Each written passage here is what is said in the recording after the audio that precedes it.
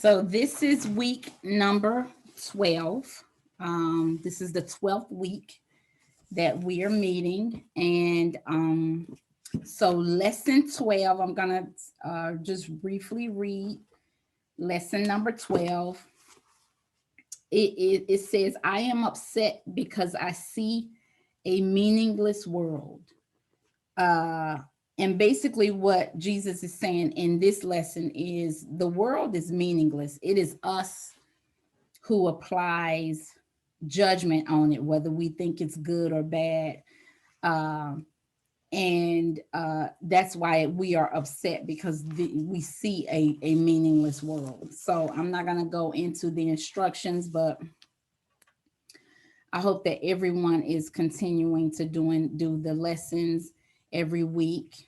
Hi, Miata. Um, so this week, first of all, before I go any further, I wanted to talk about, and I sent a message on WhatsApp, but I know everybody is not on there, to check out Tina Spalding's page. Jesus is having her do a series of videos called the Ascension series. And so I think she's supposed to post up once every day. I don't know how often. I know the last I checked, she had 2 up there, but he has messages for us. He has messages for us. I think yesterday when I checked, he talked about going outside, even though it's cold, going outside, getting some sunshine. He was explaining that the sun, of course, has messages for us, and that COVID is not the only reason why we're being instructed to stay inside. And so today, even though y'all know I'm the biggest one who hate to go outside, if I'm outside, it's for a reason. And once that reason is over, I'm back in the house. But I specifically made it a point to go out with the kids. I had to bribe them. And we rode our bikes for a minute. So, but just trying to see if we can go out as often as possible in order to get these upgrades from God, from Spirit. So yeah, I wanted to say that. And so as every week, I wanted to go over the principles of miracles. We are on principles 28 through 30. So I'm going to read those. Principle 28 is, miracles are a way of earning release from fear.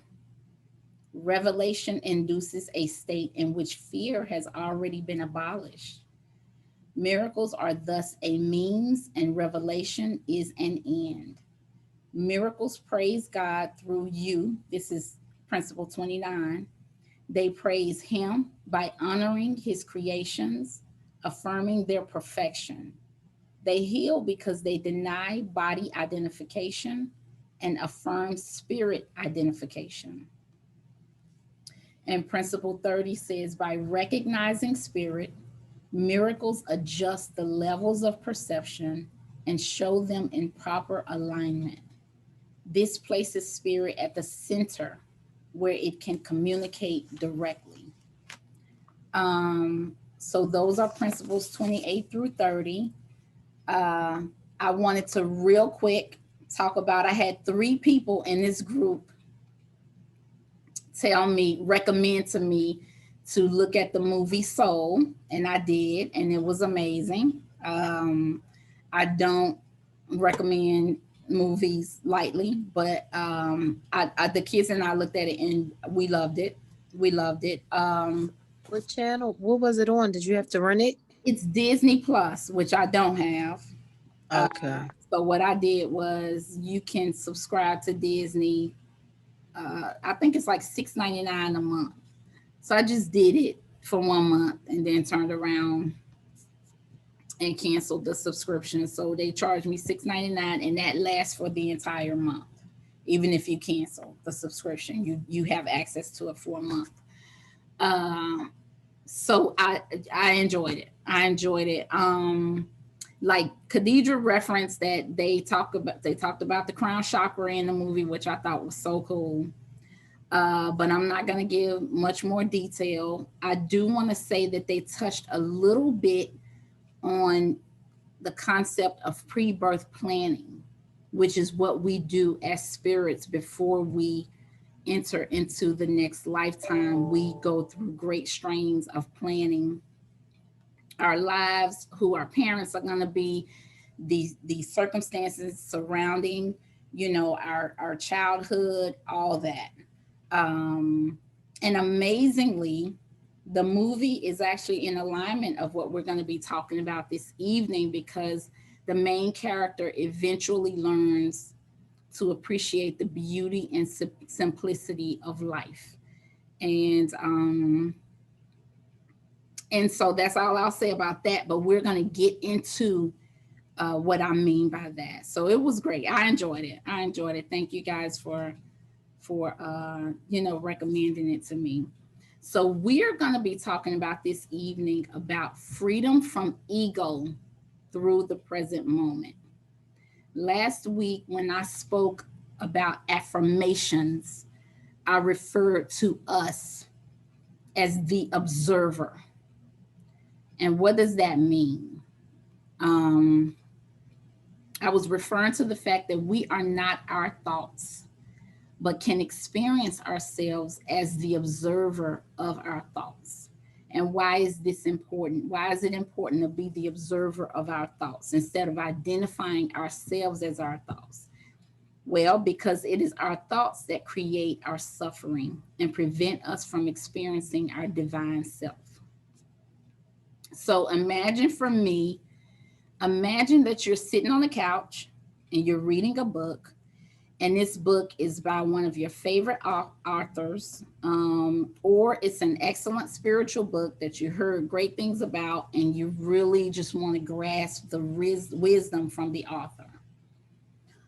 So you're trying to read this book, but in spite of all your efforts, you keep having these thoughts interrupt your focus.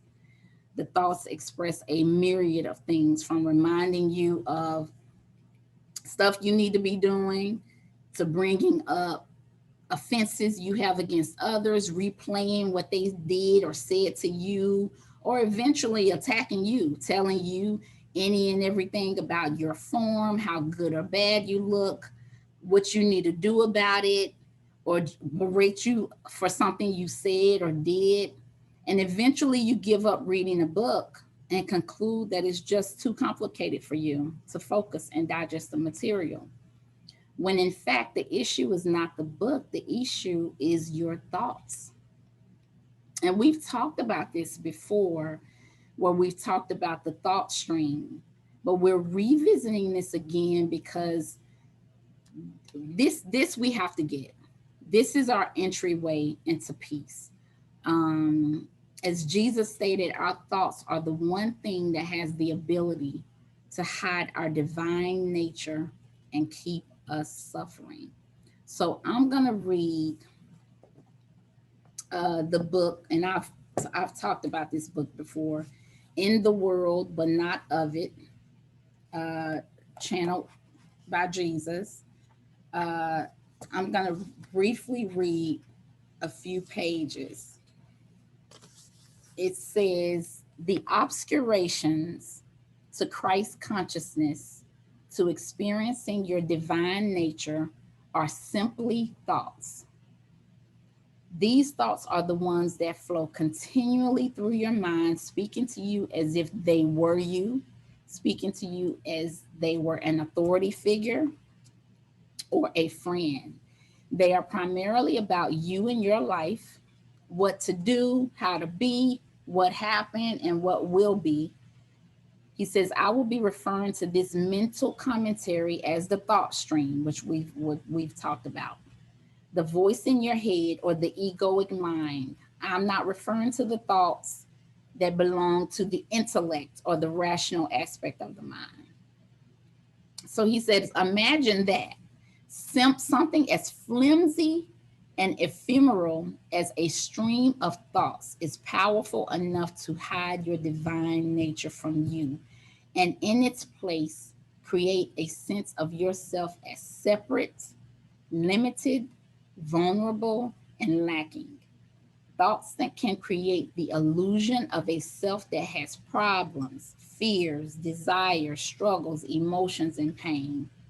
They create the false self. Without thoughts, problems and suffering disappear, and so does the false self.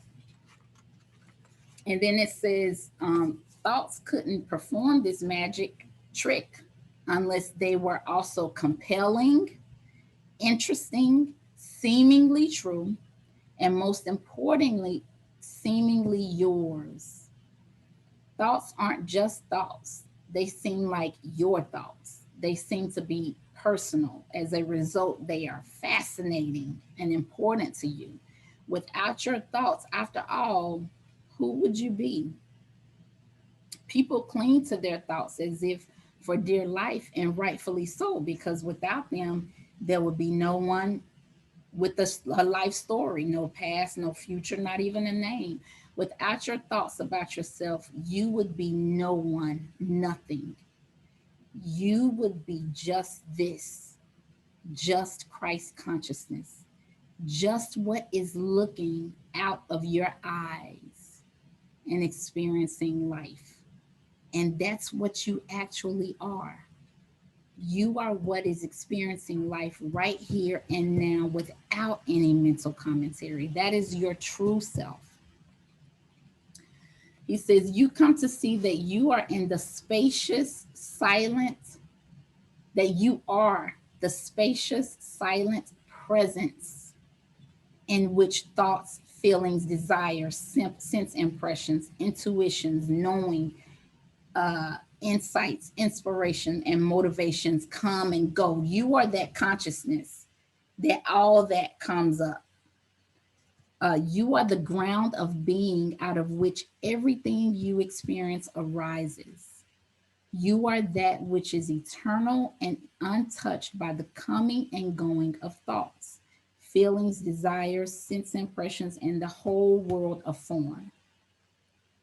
And yet there is total love for form and for its coming and going. What a miracle this world is.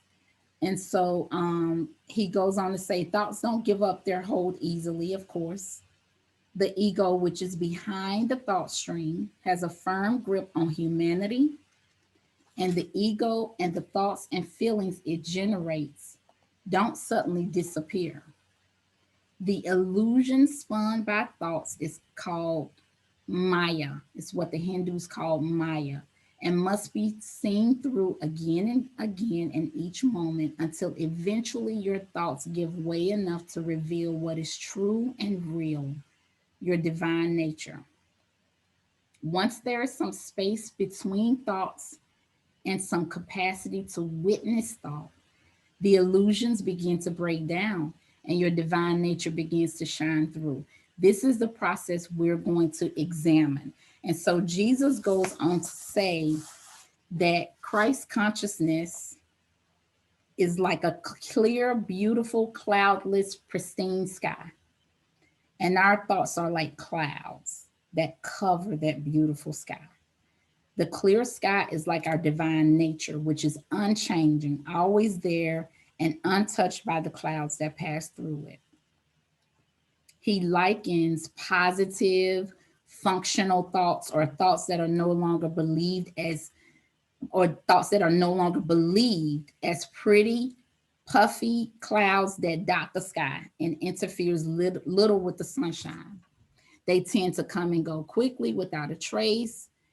These thoughts don't steal our joy, our peace, our love, and gratitude of our true nature. We don't get stuck on these thoughts and can return to presence very quickly.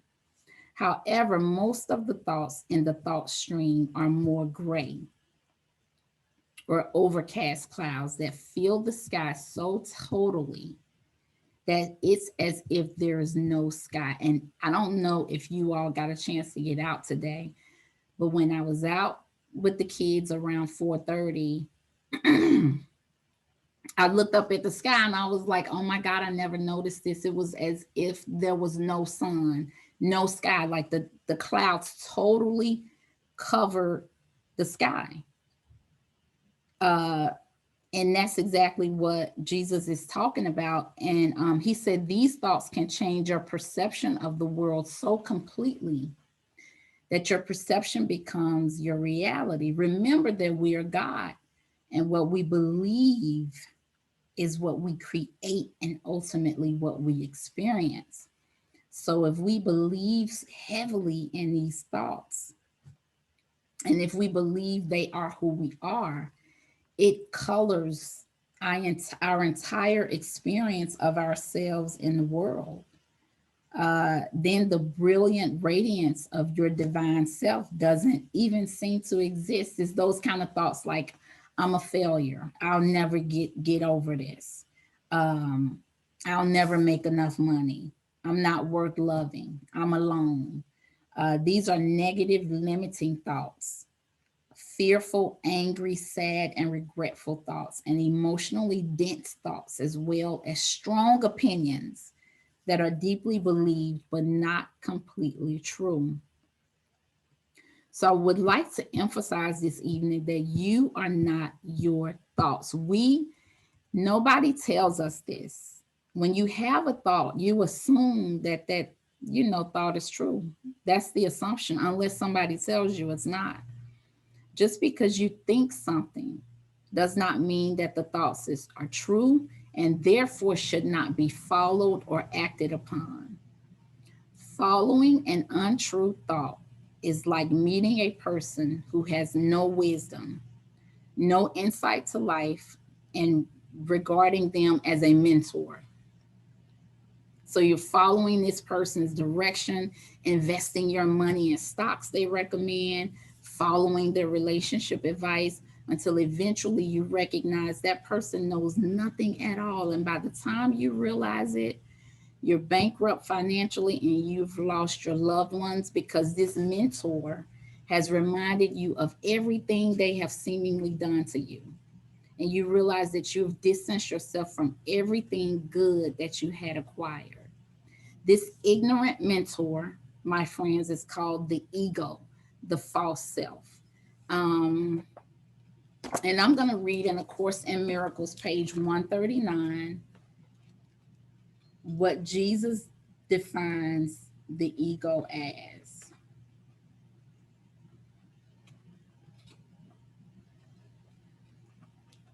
And I love what what the ego is defined as. Um, so on page 139, and y'all can write notes and definitely go back and read this on your own. Uh, the last paragraph, it says,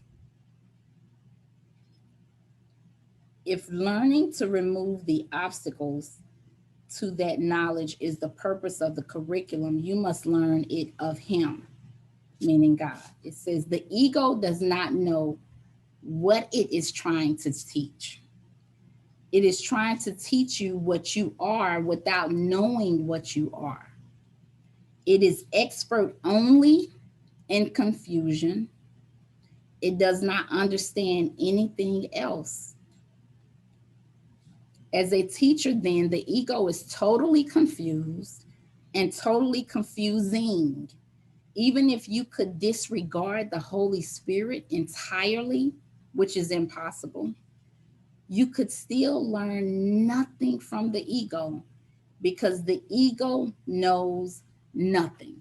So, you know, the ego is just not a reliable voice. It's not, and that's why it leads to suffering. Um, so do not identify with these thoughts. When you identify with your thoughts, this means that you do not recognize yourself as separate from your thoughts. As Jesus said, understand that you are the presence in which thoughts come and go. You are the spacious awareness of everything that arises. So recognize your thoughts, but do not judge them. Just simply observe them and they will pass. This goes along with this week's lesson that says you are upset because you see a meaningless world. The world is meaningless. It is us who judge it as good or bad. But you can just recognize, just observe it and allow it to pass. Another powerful author is Eckhart Tolle. He has a tremendous following on YouTube. This gentleman suffered so severely from depression and was suicidal that uh, he one day just said, I cannot live without myself. I cannot live with myself anymore. I cannot live with myself anymore. And in that moment, he thought, okay, who is I and who is myself? And he recognized the split, and he recognized that he was separate from this other stream of consciousness that kept him suffering. Um, in The Power of Now, pages 18 to 19, he says, do not judge or condemn what you hear in your thoughts, for doing so would mean that the same voice has come in again through the back door. You'll soon realize there is the voice, and here I am listening to it, watching it. This I am realization, this sense of your own presence, is not a thought. It arises from beyond the mind. That part of you that observes, here go that thought again. Here I go. When you're in that space where you observe it and you see it, that something incredible happens at that moment in time. You stepped into presence because you recognize it for what it is. It's just a thought. Um, A Course in Miracles, page 64 says, without your allegiance, protections, and love, the ego cannot exist. So it is us who has the power to dissolve or empower the ego. And the first step is simply observing it and recognizing that your thoughts are not who you are, and not to be ego. That's what they call ego identified. There are people who don't recognize a separation from themselves and their thoughts. So they believe these thoughts and act on these thoughts as if they're true. That is a dangerous thing. Freedom from suffering is found in the present moment. The two main things that the ego does is either take us into a painful past and replays that traumatic event over and over again, or have us worry about an imagined future, and usually an imagined daunting future. In this way, we're taking from the present moment. And this is an incredibly disempowering activity because you can neither change the past or ensure a bright future through worrying. Here's another secret of the universe that I want to share with everyone. We only create a positive, desirable future by aligning with the energy of trust and surrender right now. We create our future in the present moment. Remember, the power of our consciousness added with fear is a great manifester of our experience. So, for example, if you're planning a big event, or let's say you have some kind of medical procedure coming up and you notice the ego is sending you thoughts of all the negative scenarios that could occur about this event or procedure, do the following. First, once recognizing the thoughts is a miracle. So once you recognize the thoughts, do not follow them. Recognize it as the ego voice and remind yourself, Jesus said the ego knows nothing. Secondly, visualize the outcome that you want. Visualize yourself with abundance. Visualize yourself healthy. Visualize what you are planning is going to be successful. In this way, you're using your powers of creation to manifest that which you want. You're taking control of the machine that is in your mind, that is your mind and your emotions, and you're getting in that driver's seat and determining the course forward. No, here's what we're going to be focusing on. We're going to focus on that which we desire. If the subject is too distressing for you, if you keep thinking about something and you don't even want to think anything about it, then think a new thought completely. Think of the beautiful sky. Think about how cute your niece or nephew is. Turn on some music. Take a walk. Go in nature. Do what is joyful. Do what is peaceful. Do what is calm. Do what is loving. And return to that which you are. You have a choice. You have a choice, and in determining this, you are sowing the seeds for miracles in your future experience. Every Jesus says everything done out of love is a miracle. So by you redirecting your thoughts, and I know it's hard, especially if you feel like somebody has wronged you. It's hard to decide. I'm not. I'm giving this up.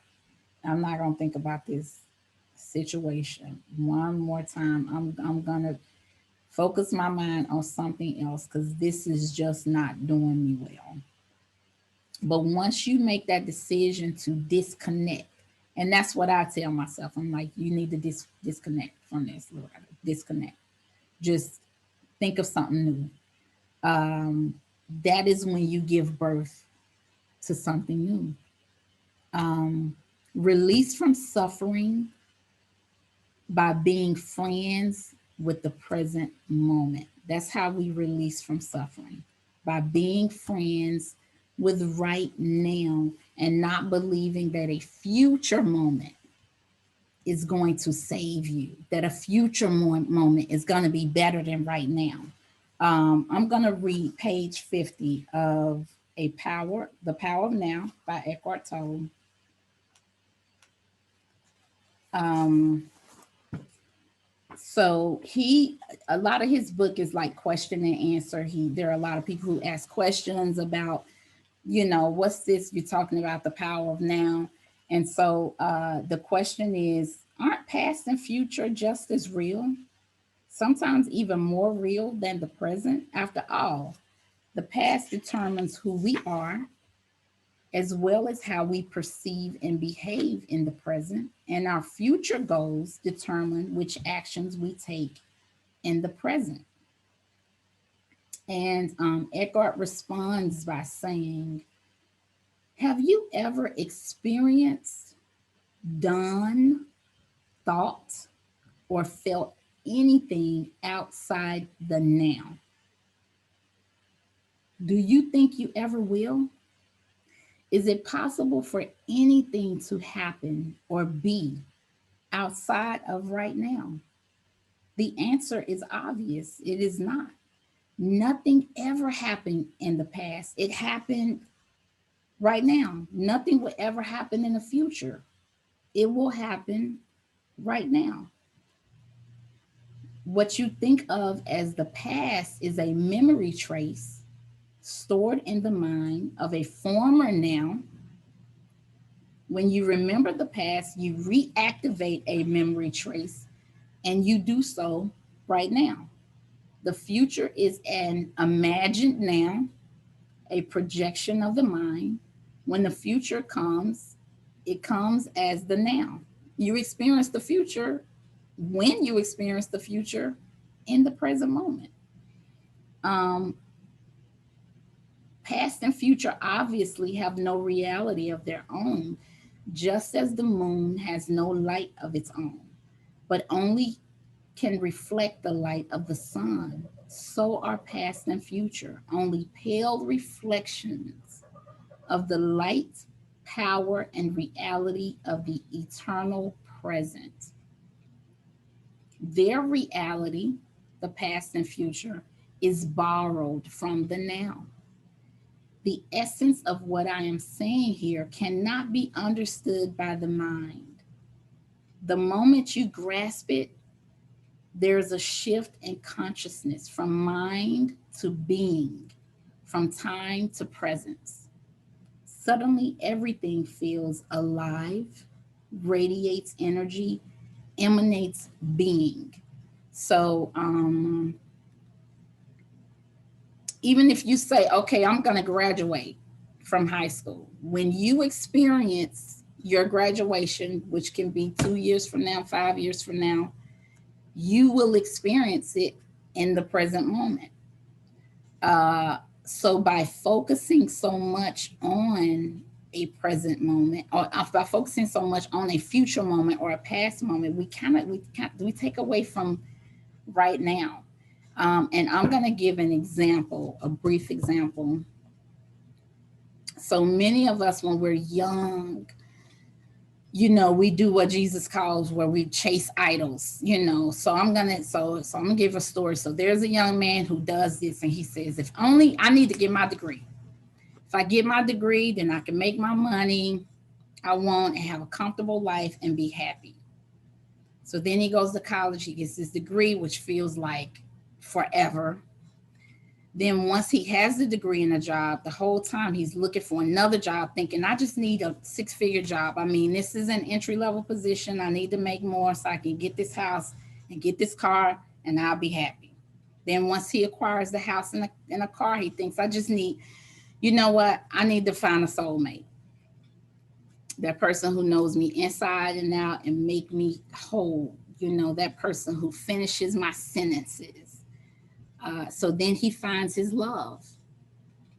And then he's like, we just, maybe we need to have a baby. We need to have a kid. This will make us closer. There's nothing like the joy of carrying our family name. So they have a son, and the person continues to chase the next goal and the next goal and the next goal.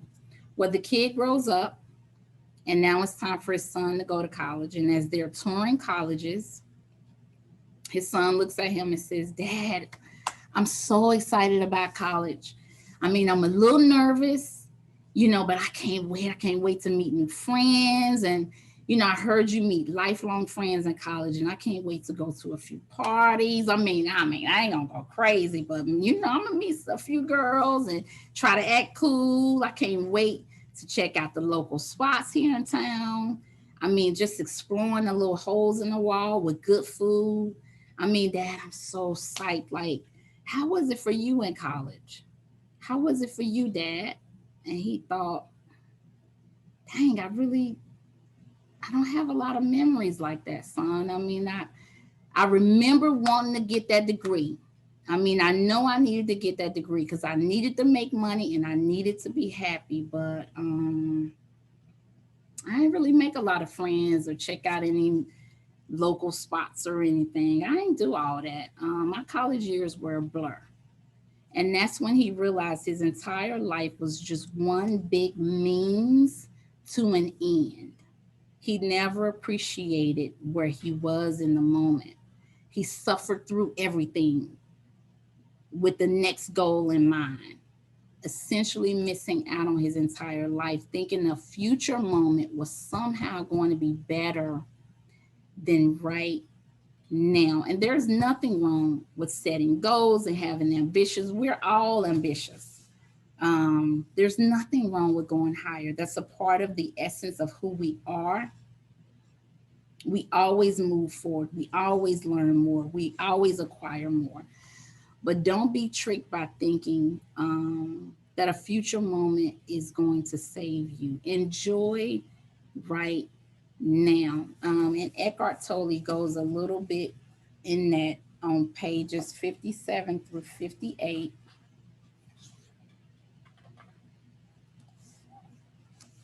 He says,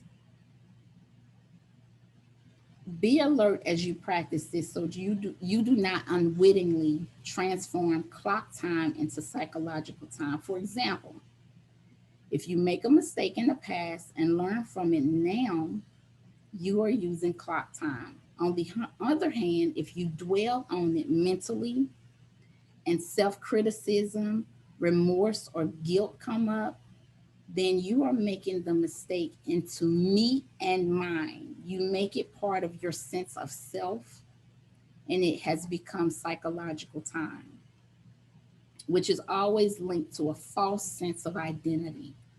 Non forgiveness necessarily implies a heavy burden of psychological time. If you set yourself a goal and work toward it, you are using clock time. You are aware of where you want to go, but you honor and give your fullest attention to the step that you are taking at this moment. If you then become excessively focused on the goal, perhaps because you're seeking happiness or fulfillment or a more complete sense of self in it, the now is no longer honored. It becomes reduced to a mere stepping stone to the future with no intrinsic value.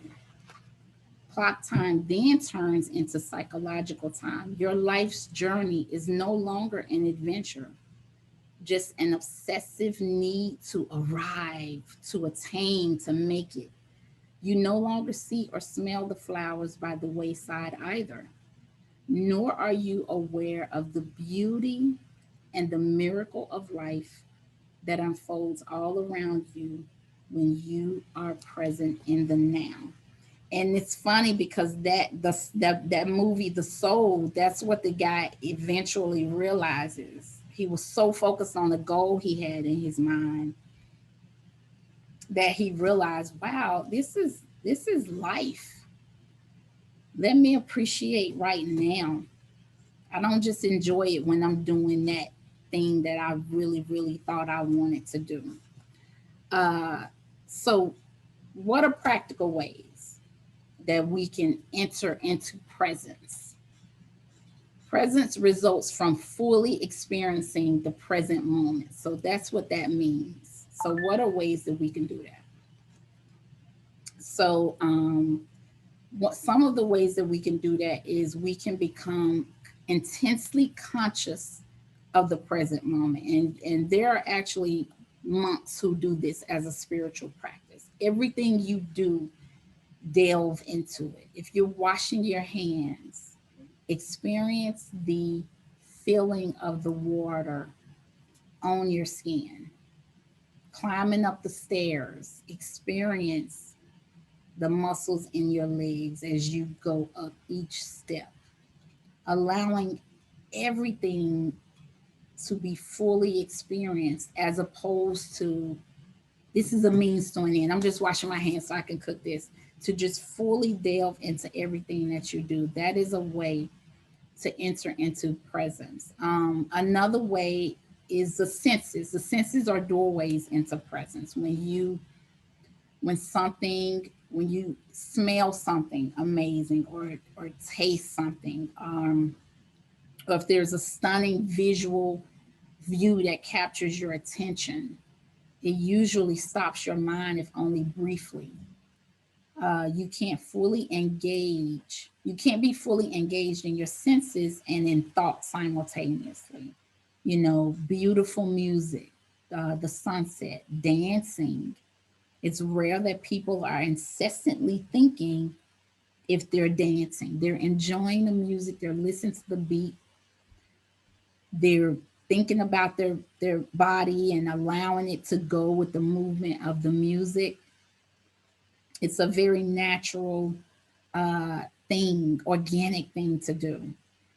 Uh, Hearing or listening is a powerful way to enter into presence. Listening to silence in between noises is a special doorway into presence. Listening to the silence. Even if, like, you're in your room and you hear the air conditioner or the heater going on, and once it stops, going back to that silence, it's just so calming. It feels so good if you get used to it. And then going into the body. Incessant thinking impacts the body. especially if our thoughts create anxiety. It ages the body, and our bodies respond to thoughts immediately. You can think of something and make yourself cry, or you can think of a past moment that would of something that somebody did to you and get angry. Notice your body. Notice how it feels to be in your body. And if you are feeling discomfort, if you are stressed, if you are anxious, if you are uncomfortable in any way, just notice this and try not to judge it and let it be. If your mind begins to comment on how you feel, just notice that thought and any other thoughts. Let them be there and return to noticing your bodily sensations. You don't need your mind to tell you how your body feels. You will experience that. Breathing, of course, is always an entryway into meditation and presence.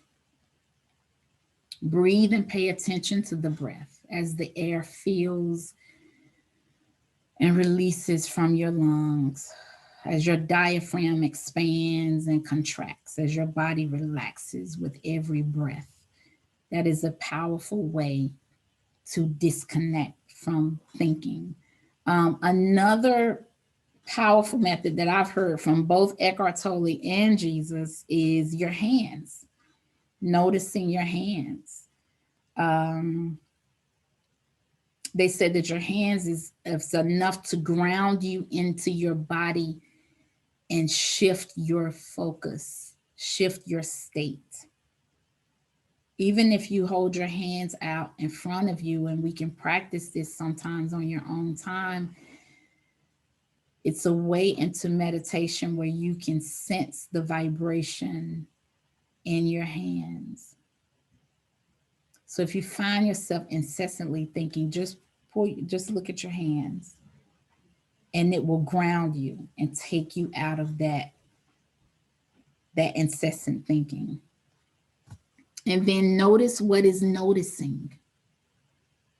Notice the stillness of awareness. Notice the experience of presence, aliveness, peace, calm. Even if you kind of think if you want to experience this after the lesson today, think about I am that which is behind my eyes. I'm experiencing the world. This is who I am that experiences the world. I don't need mental commentary on what is good and what's bad and what's high or what's low or what's whatever. I am that sees the world through my eyes. So that's what I have tonight. That's all, what I have about awareness. Does anybody have any questions, comments? Hey, Roxanne, I'm just noticing you're here. That's it. Hi, sorry, I was muted. Hey. So, does anybody have anything to add about the present moment?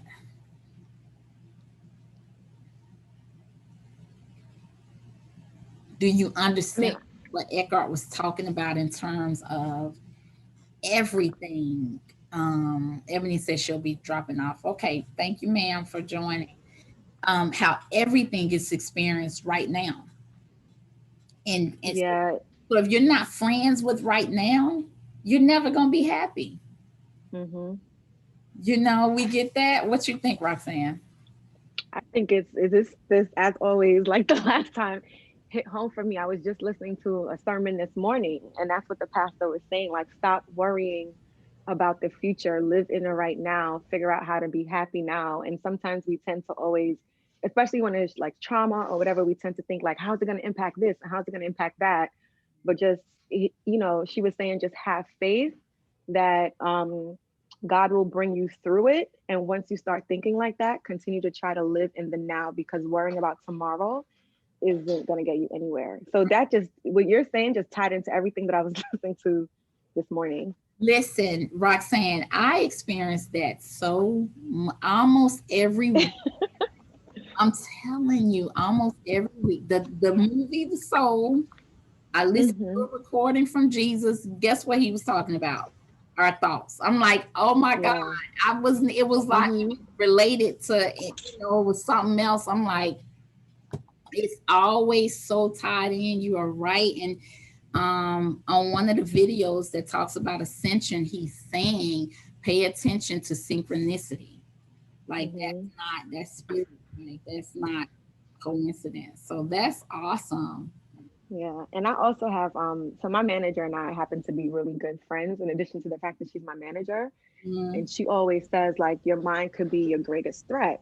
And so sometimes like when she's giving me projects and stuff, she's like, Roxanne, she always says remove the ants. And for the acronym for ants is the automatic negative thoughts. And she's like, remove it and just stop like second guessing your skills, your abilities, because you wouldn't be where you are if you weren't doing something well. So stop thinking so negatively. And she always said, just remove the ants, remove the ants. And that listen to you again today, just, just kind re- of brought back what she tells me. Yeah, reiterated her point. um, our thoughts are just energy impulses, but they have the ability to really cover up who we are. So that's why, I looked in A Course in Miracles, and y'all, there's so much reference to the ego in this book. Um, so this obviously is something that we're gonna have to revisit over and over and over again. So it's the one thing. It's the one thing that keeps us suffering.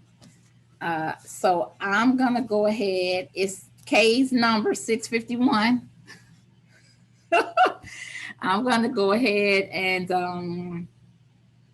do the meditation real quick because I don't want to keep us too late. And this week, I am going to try to apply a little bit of meditation music to it. So, as we sit comfortably in our chairs and prepare ourselves to meditate, I want us to put our arms next to our bodies and gently close our eyes and breathe patiently and fully, yet gently and quietly, inhaling through your nose and exhaling through your mouth. We're going to take two more deep breaths, inhaling through the nose and exhaling through the mouth.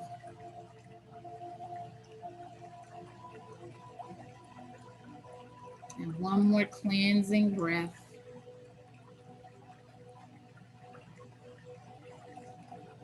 And exhaling. And now, as we comfortably breathe in your own rhythm, give yourself permission right now to do nothing, relaxing your entire body, releasing all the tension from your muscles,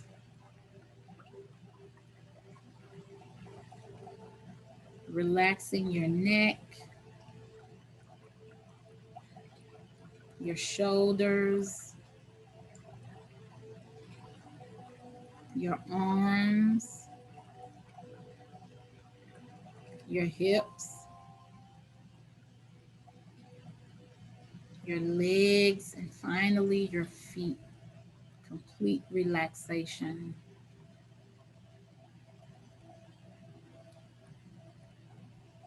And now giving yourself permission to embrace this moment of stillness.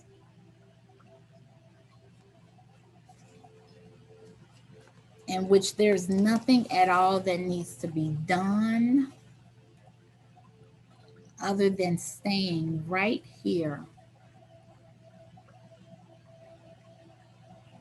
watching the breath.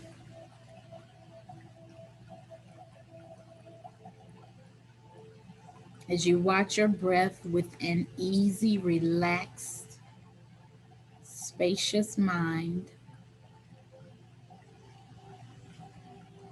place a small amount of attention on what else the mind or the body is feeling.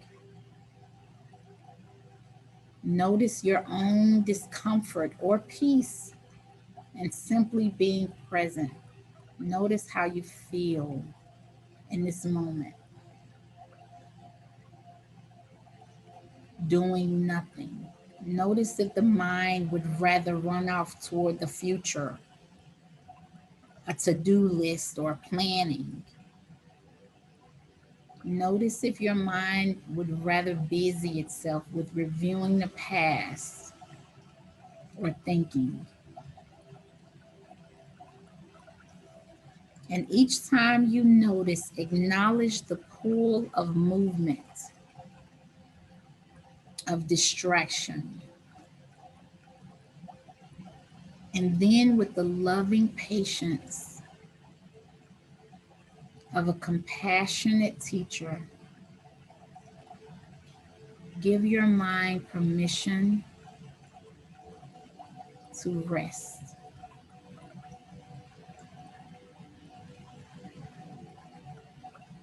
Delving into this present moment. Help the mind settle, be at peace,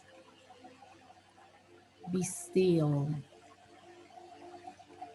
by guiding towards the awareness of your body and your breath. Without thinking of your breath, be present with the breath. Without thinking of your body, be present with the body. Feel into your breath and your body as you let the mind rest back. Allow for the mind to feel spacious, open, and at ease. And as you watch the breath, of course, thoughts will still arise. Thoughts arising during meditation is not a failed attempt to meditate. The mind is energy and always at play. Today, as you notice these thoughts, watch them as if from a distance. You are not your thoughts, but the witness of these thoughts. And now, with a deep breath,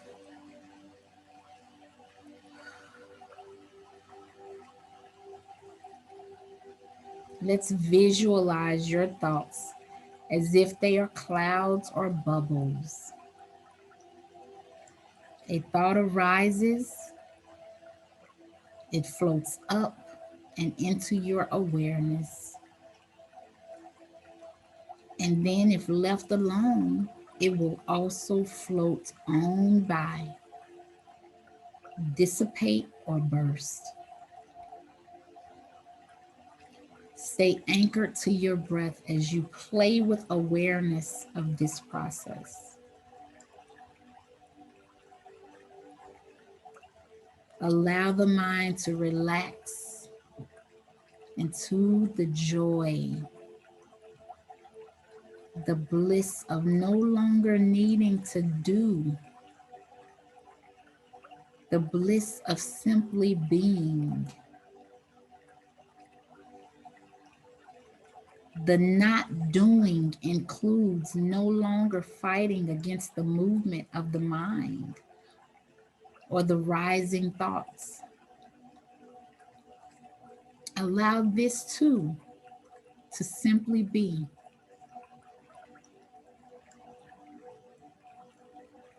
Chase nothing. Distraction will arise, but there's nothing to do. Notice, acknowledge, and love. And you'll find yourself again in the spaciousness of presence with the body and with the breath. Feel into the preciousness of this moment.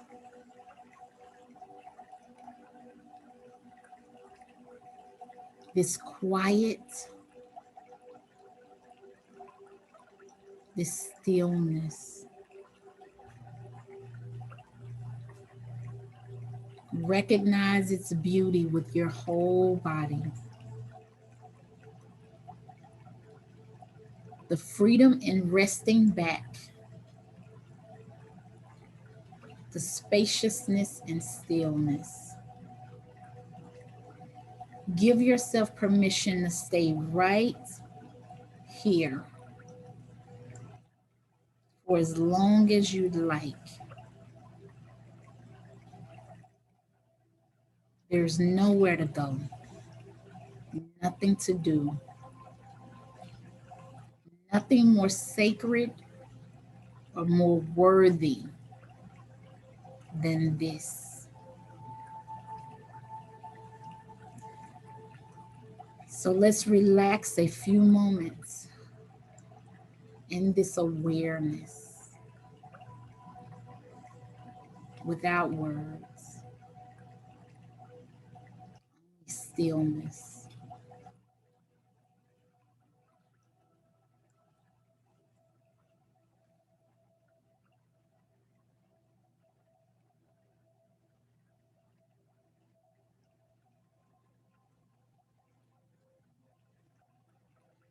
Just watching, noticing, being present with your body and your breath.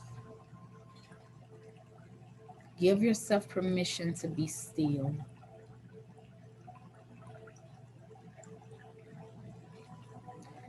And as we begin to open our eyes and integrate back into our rooms, back into our chairs, be reminded that this stillness is with you all the time.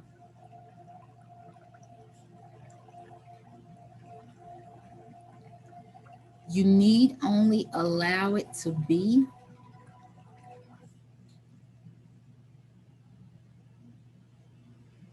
and allow it to arise within you.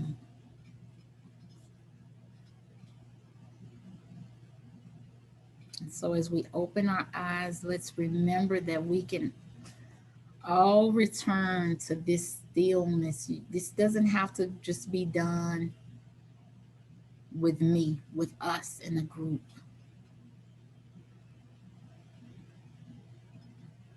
Let's return to that stillness in the mornings or at night. Whatever is time is good for you to go back into your present awareness. And I hope everyone enjoyed the meditation. And that's all I have. Hi, Deshana. Hi guys. Hi. Does anybody have anything to offer? Any comment? Any questions? Anything about the present moment? The Power of Now. I don't know if anybody has read that book, The Power of Now. It's Eckhart is the truth. Okay, he's a little bitty man, but he is the truth.